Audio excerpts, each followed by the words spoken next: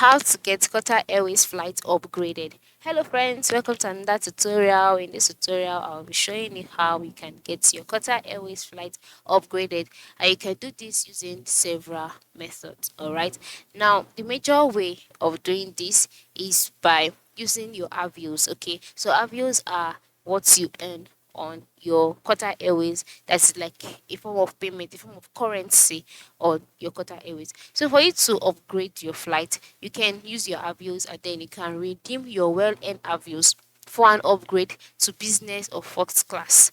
As to do this, you can calculate the required avios using the Q calculator and redeem your upgrade at the airport, online, or at the mobile app. So to do this, the first step after logging in into your account is to navigate through to where your flights is located. Okay, to where your flights are.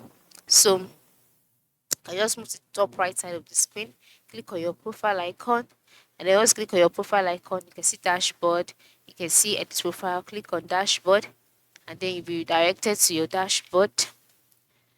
So on dashboard, you can see the different flight schedule. Just click on flight schedule to for in order for you to see your flights and all.